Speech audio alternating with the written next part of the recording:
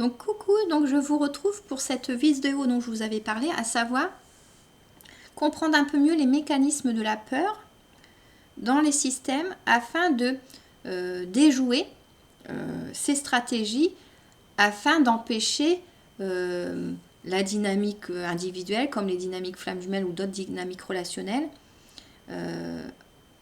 permettent justement à l'homme d'avancer dans la progression du but commun de tout système, c'est à savoir l'équilibre du système, le bien-être du système.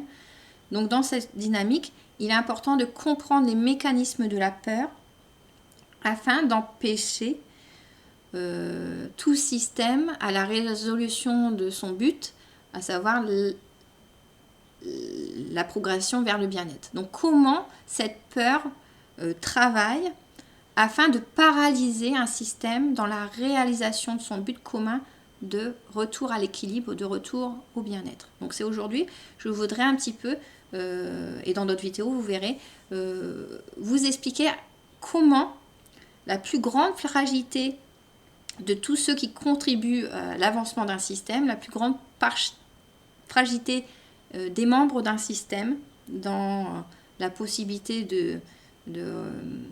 d'accomplir leur but commun, cette plus grande fragilité des membres d'un système serait d'avoir peur de la peur.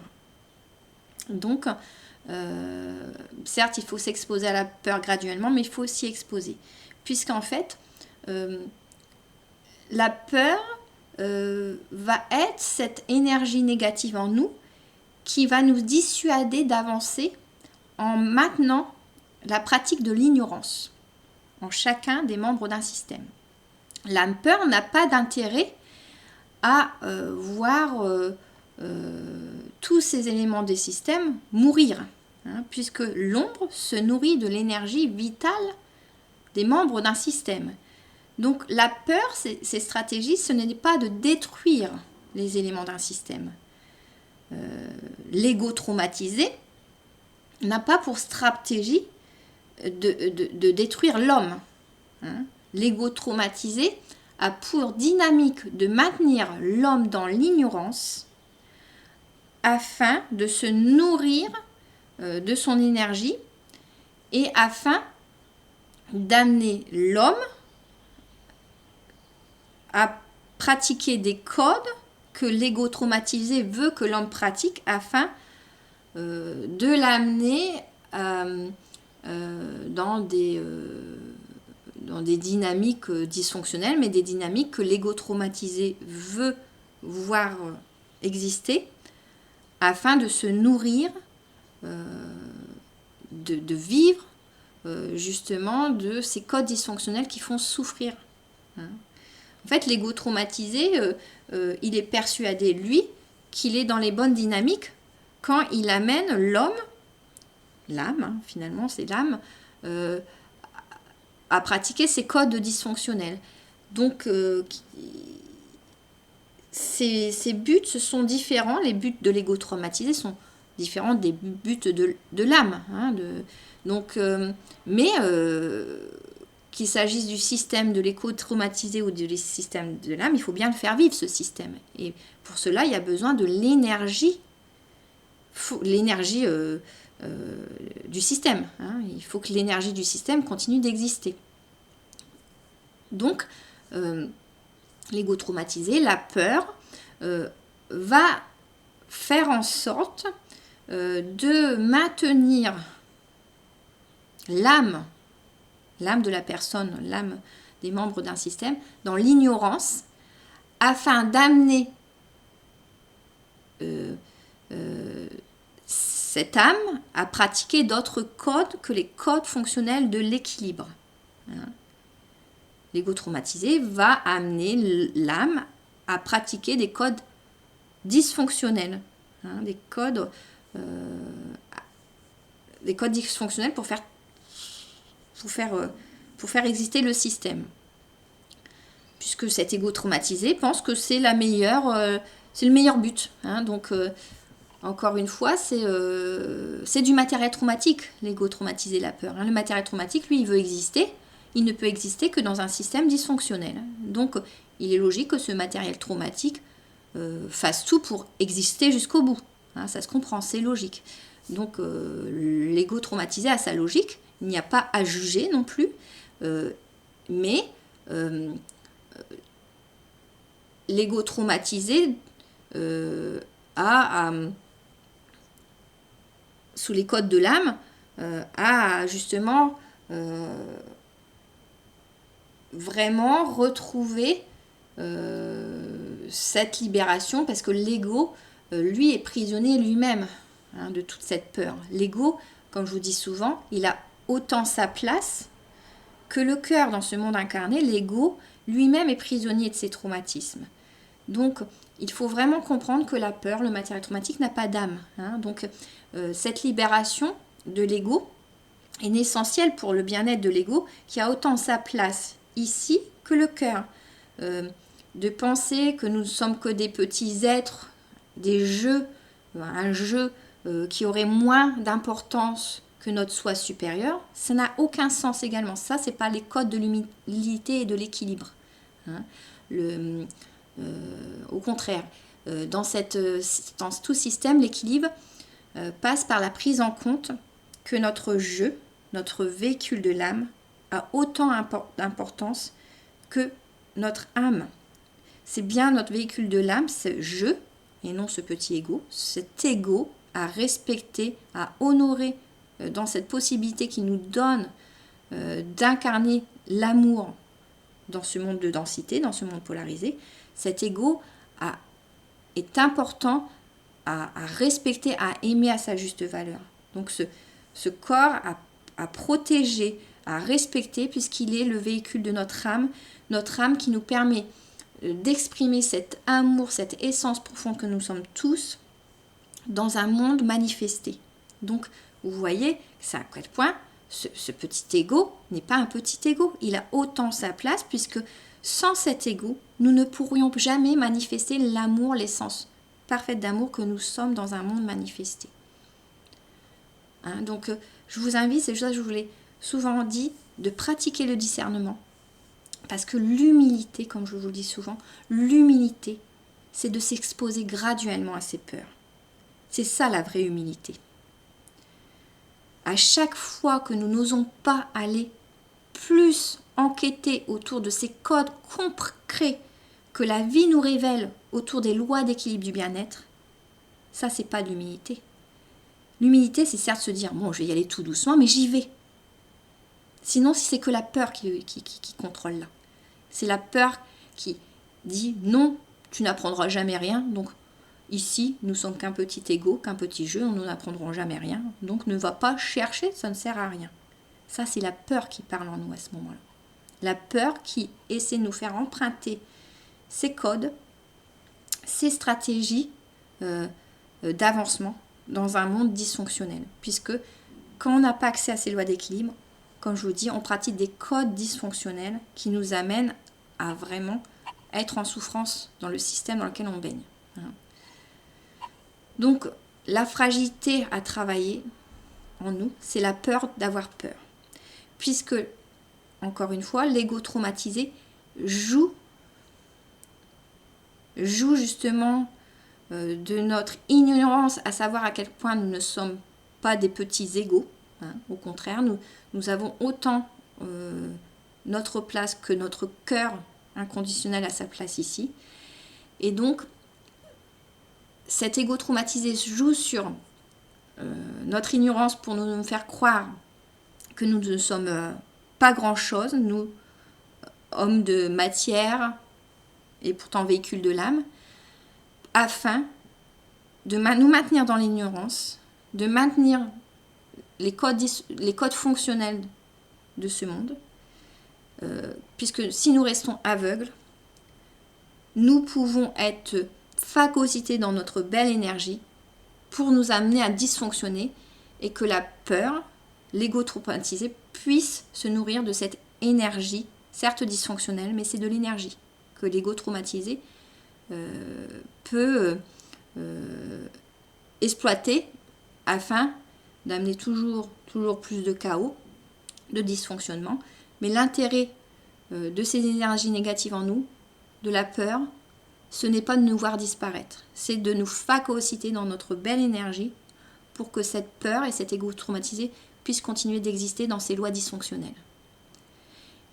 Et la dynamique de chacun de nous, la vraie humilité, c'est certes de dire, bien sûr, je ne m'expose pas à mes peurs d'un seul coup, mais je m'y expose pour découvrir les vérités qui sont accessibles sur notre essence profonde et parfaite et sur la façon dont nous pouvons incarner notre belle essence d'amour dans ce monde polarisé pour le manifester, cet amour. Voilà la vraie humilité. Et de sortir de cette idée fausse que nous sommes nous sommes, nous, dans notre ego, ici, des petites choses. Non, nous avons le soi supérieur à sa place, mais le soi supérieur, le je, l'ego, a autant sa place que le soi supérieur. C'est encore la loi de l'équilibre. Quand je vous dis, quand vous mettez en supériorité une partie de vous sur une autre partie de vous, pas d'humilité là-dedans.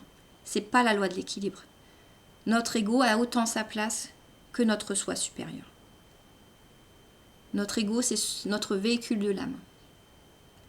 Et c'est notre ego qui nous amène à retrouver les codes de qui on est, de notre essence divine, dans ce monde yang, pour manifester notre essence parfaite. Donc cet ego, il est loin d'être petit.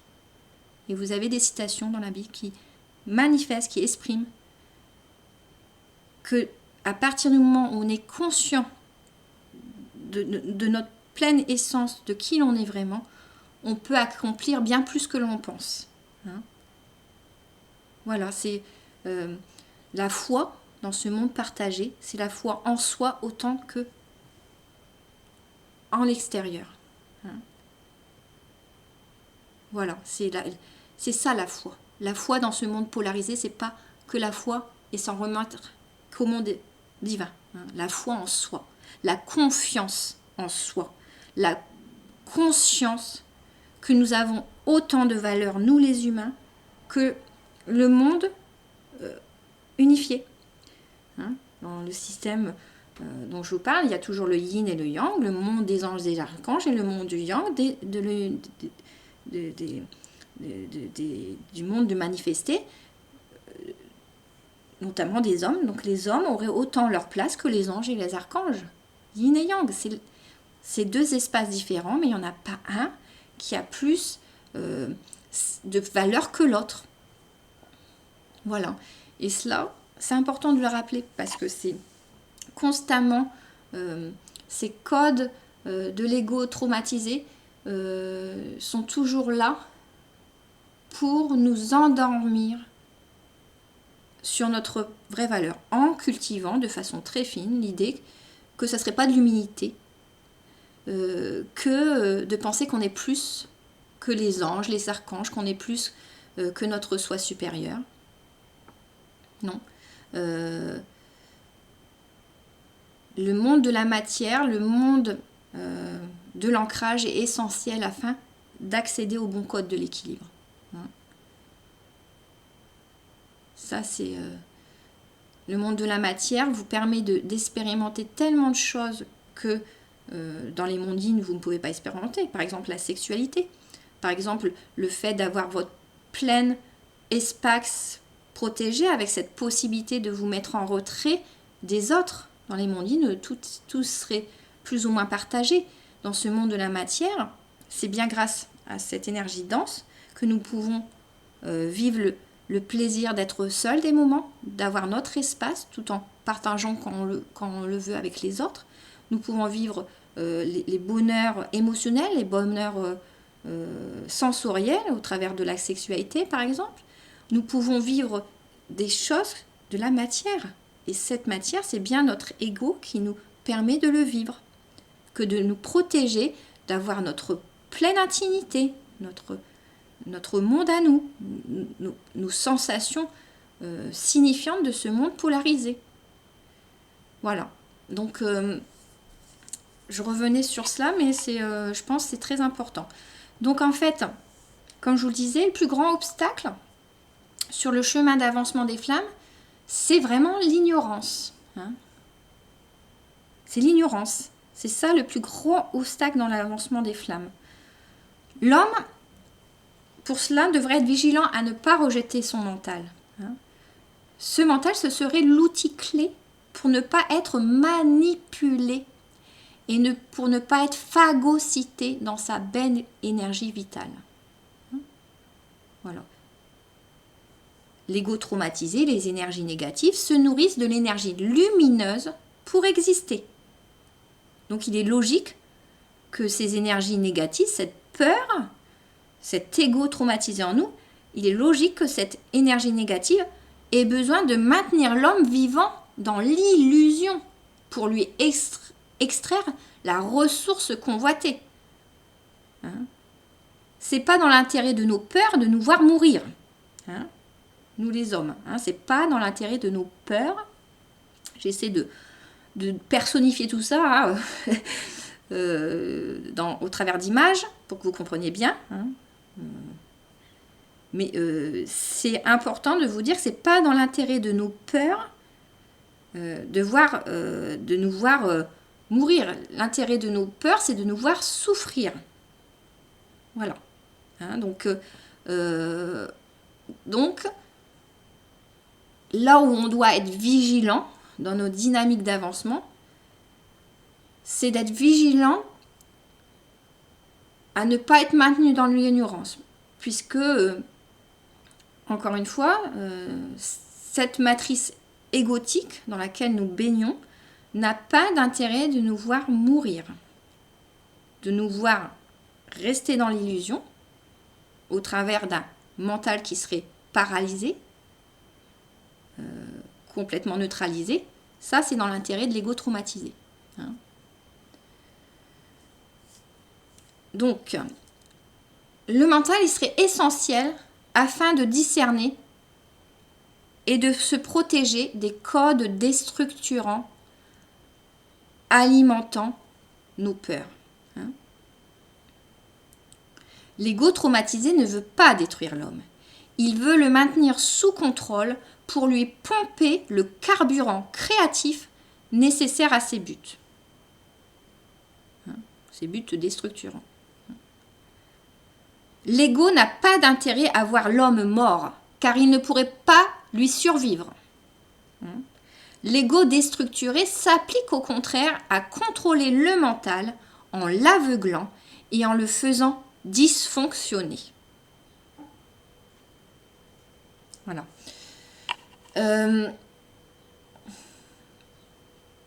Quand on est en souffrance, c'est vraiment cette histoire de se dire que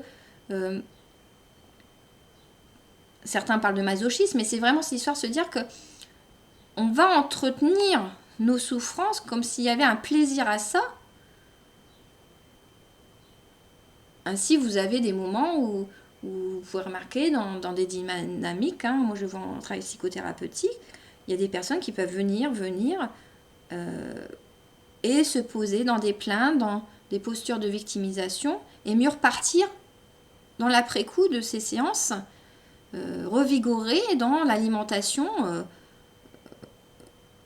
dans l'alimentation de ces douleurs, de ces plaintes. Hein, et l'intérêt des psychothérapeutes, c'est bien sûr de ne pas maintenir ce cadre pas très fonctionnel, pas très sain, d'alimenter la personne dans ses plaintes, dans ses postures de victimisation. Non, le but du psychothérapeute, ça va être de remettre la personne dans sa position d'acteur en ne lui faisant pas entretenir cette position de victime et de plainte. Hein, puisque sinon, on maintient un cadre dysfonctionnel, voire pervers. Donc, vous voyez comme quoi le but du psychothérapeute, ça va essayer de neutraliser toutes ces dynamiques dysfonctionnelles en faisant prendre conscience dans la contenance, dans l'amour, faisant prendre conscience à la personne qu'en restant dans une posture de victime et d'aveuglement, cette personne, elle ne cède pas à avancer. Hein. La posture, ça va vraiment être d'aider la personne à sortir de l'ignorance, de l'aveuglement, de ce qu'elle est en train de se faire subir. Puisqu'il faut libérer cet ego. Il est traumatisé, mais c'est un bon ego. Cet ego, il est traumatisé. Il faut le sortir de ce matériel traumatique qui n'a pas d'âme. Et encore une fois, ne jetons pas la pierre au matériel traumatique. Le matériel traumatique, il essaie de sauver sa peau jusqu'au bout. Donc c'est logique. Pour ça, aucun jugement, mais il faut bien libérer l'ego du matériel traumatique. Puisque l'essentiel, c'est de retrouver l'état d'équilibre, sachant qu'il faut être dans le non-jugement de ce matériel traumatique, parce qu'en amont, il faut se dire que c'est nous qui l'avons créé, ce matériel traumatique. Voilà. Ce matériel traumatique et de non-jugement de nous-mêmes, puisque comme je vous dis, vous arrivez dans ce monde polarisé, vous ne pouvez pas être dans le bon ajustement du 50-50, 50% d'amour à soi, 50% d'amour à l'autre, au début. Donc ce matériel traumatique était obligé de se créer. Mais c'est bien nous qui l'avons créé, ce matériel traumatique. Donc lui, il sauve sa peau dans l'après-coup, mais c'est bien nous qui l'avons créé. On ne peut pas même le culpabiliser, ce matériel traumatique, de s'être fait naître. C'est nous qui l'avons créé, même si, encore une fois, ce matériel traumatique, il était obligé d'apparaître à un moment donné. Mais dans la logique et dans... Je vous dis, c'est pour ça, j'insiste sur ça, parce que quand on dit qu'il faut rester neutre avec le matériel traumatique, avec nos énergies négatives, ça a du sens. Puisque ne pas rester neutre, c'est-à-dire être en vouloir au matériel traumatique, mais le matériel traumatique, c'est nous qui l'avons créé. Ne pas être neutre et nous en vouloir d'avoir créé ce matériel traumatique, non, c'est pas juste, puisqu'on était obligé de le créer, puisqu'on ne pouvait pas s'ajuster au bon 50-50 dans ce monde polarisé tout de suite, alors qu'on est des sens unifiés. Donc vous voyez qu'il y a tout du sens quand les grands sages nous disent de rester dans la position neutre par rapport à tous ces dysfonctionnements. Bien sûr, on ne peut pas l'acquérir en 2 secondes, et c'est tout le travail que l'on fait dans ce long parcours de sortir des dysfonctionnements dans ce monde de société. Mais on ne peut pas adopter cette posture d'affirmation juste en 2 secondes.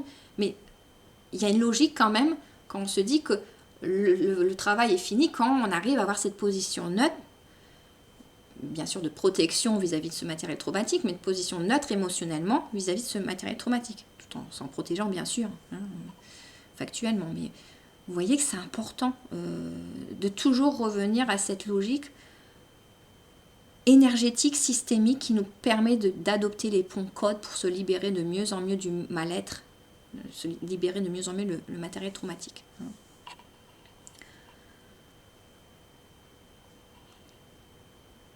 Donc, comme je vous disais, l'ego déstructuré, il s'applique au contraire à contrôler le mental en l'aveuglant et en le faisant dysfonctionner.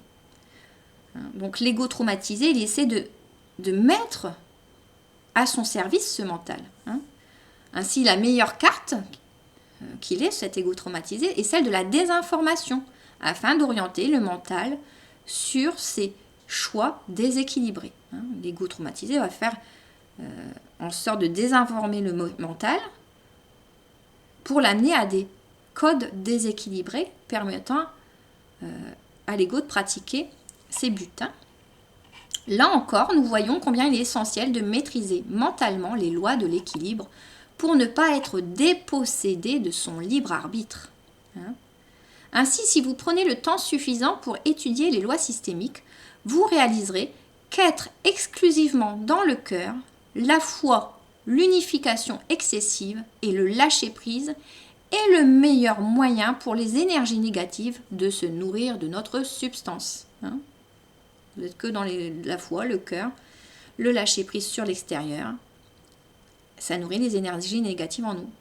Il faut être certes dans le cœur, mais le cœur aussi pour soi. Certes dans la foi, mais la foi aussi en soi. Voilà. Le lâcher-prise sur l'extérieur, mais aussi le lâcher-prise en notre intérieur. Dans ce monde partagé, la systémique nous apprend de façon étayée à donner autant de place au mental qu'au cœur. Nos failles égotiques ont besoin de l'énergie d'amour de l'homme pour créer ce qu'elles souhaitent. Elles sont intéressées, ces failles en nous, à contrôler le mental de l'homme et le rendre dysfonctionnel. La peur induit une mauvaise répartition de l'énergie créatrice en essayant d'excessivement l'unifier à la façon yin dans un monde polarisé yang. L'ego traumatisé travaille au rejet du mental par l'homme, car l'ego traumatisé connaît la force du mental pour désaliéner l'homme de ses fragilités. Si nous n'avons pas assez conscience de la puissance de notre mental pour nous libérer, l'ego traumatisé, on en a totalement conscience, lui. C'est pourquoi l'ego traumatisé œuvre avec zèle pour paralyser le mental et le neutraliser, et neutraliser ses fonctions protectrices, puisque le mental a des fonctions protectrices nous permettant d'avancer. Donc, quel meilleur moyen, alors que de distraire l'homme avec des futilités rassurantes, quel meilleur moyen que d'emprunter l'artifice d'un jargon détaillé et complexe, mais vide de sens? Quel meilleur moyen que de jouer sur le faux semblant rassurant ou au contraire les peurs pour désamorcer tout mouvement de curiosité en l'homme? Je vous invite vraiment à y réfléchir à tout ça. Nos forces égotiques ont plus d'une corde à leur arc pour détourner notre âme d'une vérité libératrice, mais faisant tant préjudice à son devenir.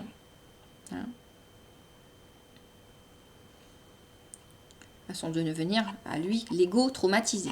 Parce que l'ego équilibré, il attend que nous, il n'attend que notre âme, l'ego équilibré, pour se libérer des traumatismes. Le pauvre ego, lui, il est étouffé par du matériel traumatique. Il ne veut qu'exister dans ce monde, l'ego équilibré. Il a besoin de l'âme, l'âme avec son discernement pour le libérer.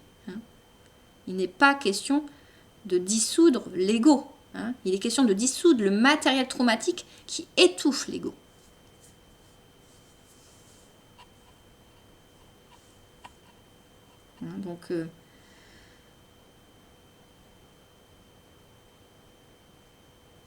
Donc il est compréhensible que nos peurs, ils s'attaquent en principale cible à notre mental, puisque c'est notre mental fonctionnel qui peut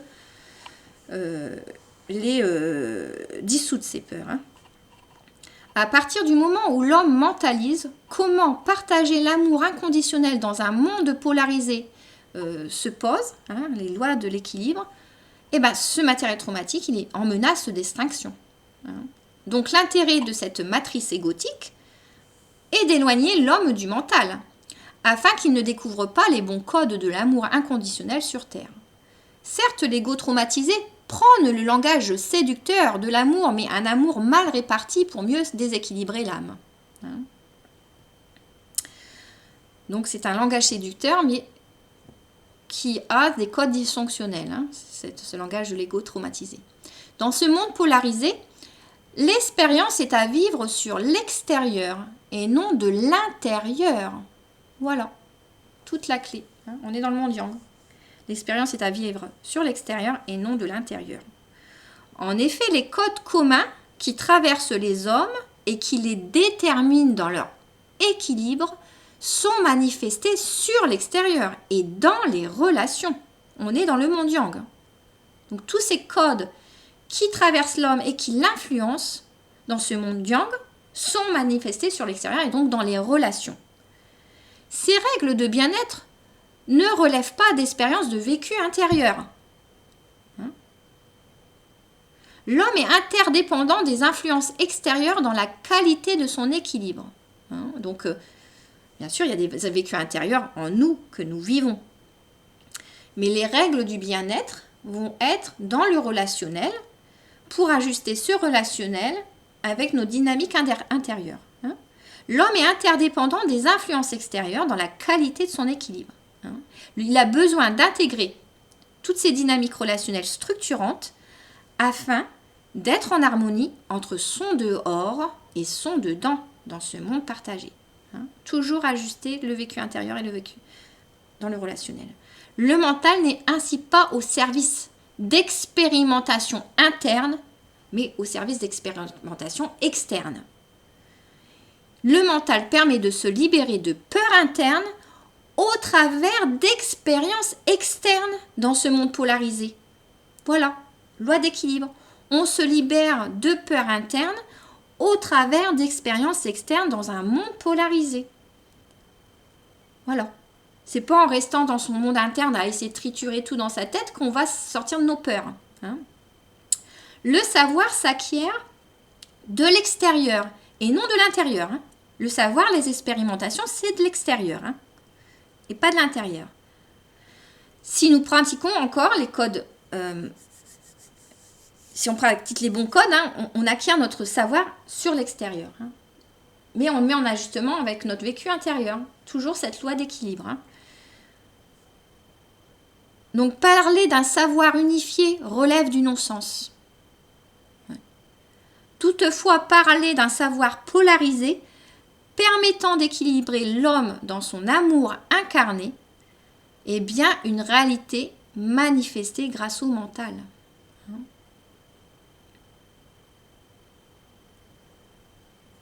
Voilà, cet outil du mental qui nous permet d'intégrer des savoirs autant unifiés que des savoirs polarisés au travers des expériences relationnelles. Hein. On ne peut pas accéder à la connaissance dans ce monde yang en pratiquant les codes yin. Nous ne sommes pas dans les mondes unifiés.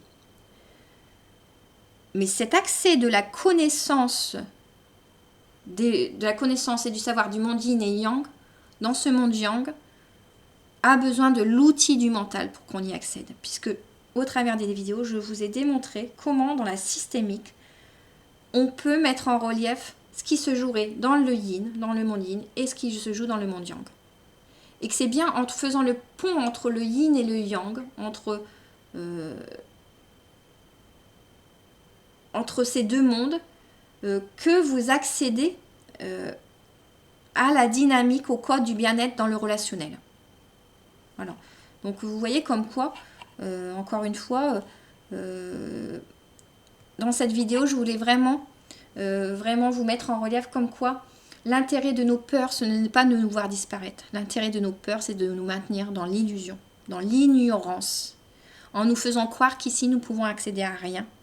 Alors que, comme je vous l'ai mis en relief dans les dynamiques systémiques, nous accédons à énormément d'informations qui nous permettent de relier le monde yin au monde yang, qui nous permettent de pratiquer les bons codes d'équilibre dans ce monde yang. Et c'est pour cela essentiel que chacun de nous puisse s'exposer graduellement à ses peurs pour acquérir de plus en plus de savoir sur les codes d'équilibre et de bien-être dans ces mondes yang. En transposition, dans le système soin, on se rend compte comment chaque fois qu'un consultant comme un soignant, chaque fois que inconsciemment le consultant et le soignant ont peur, ils vont mettre des barrières internes inconscientes pour ne pas l'explorer plus loin, l'information relationnelle qui leur permettrait de mieux s'équilibrer dans les codes de bien-être. Et ça, c'est inconscient. C'est pour ça que cette exposition aux peurs doit se faire graduellement. Mais en thérapie, c'est ce qui est constamment pratiqué. Dans une contenance thérapeutique, le souffrant va s'exposer progressivement à ses peurs pour découvrir ses solutions d'équilibre relationnel. Et il les trouve progressivement quand il s'expose graduellement à ses peurs. Donc, encore une fois, pratiquer cette règle ici on ne peut rien savoir, c'est comme si un psychothérapeute disait à son consultant: mais ne venez pas en psychothérapie, vous ne pouvez pas vous libérer de vos problématiques. Vous ne pourrez pas vous libérer de vos problématiques, vous ne pourrez pas vous exposer à vos peurs. Donc vous ne libérez rien. Mais si. Le psychothérapeute va dire: bien sûr, vous avez raison de venir, puisque dans ce cadre concret, vous allez trouver vos codes pour vous libérer de votre mal-être, mais on va y aller progressivement. Puisque bien sûr, le psychothérapeute ne va pas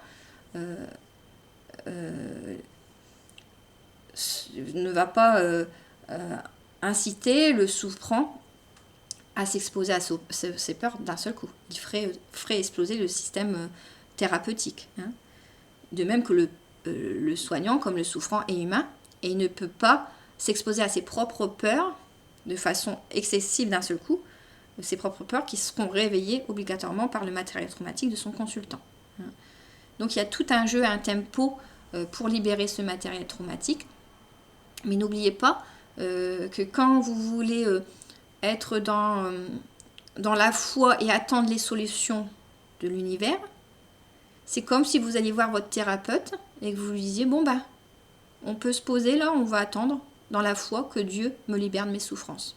Le psychothérapeute, non, ne va pas vous maintenir dans ce délire, dans ce délire qui ne ferait que de plus en plus vous amener à de plus en plus de douleur. Puisque séance par séance, consultant et souffrant attendraient dans l'attente que le divin vienne délivrer le souffrant de ses douleurs, et consultant et soignant seraient de plus en plus mal dans ce cadre thérapeutique, dans ce cadre relationnel délirant. Voilà, donc nous sommes dans les mondes yang, et bien sûr l'amour des mondes divins est en nous, il n'y a pas de problème sur ça, mais nous avons besoin de notre mental pour incarner cet amour. Et c'est ça qui est magnifique dans ce monde manifesté. C'est de voir un échange de savoir et d'amour, notamment dans le système psychothérapeutique, se brasser, un échange de savoir et d'amour se brasser dans ce monde concret et d'échange et de partage entre deux âmes qui se seraient incarnées. Voilà. Donc sur ce, je vous souhaite une bonne journée et je vous retrouve pour des prochaines vidéos. Au revoir.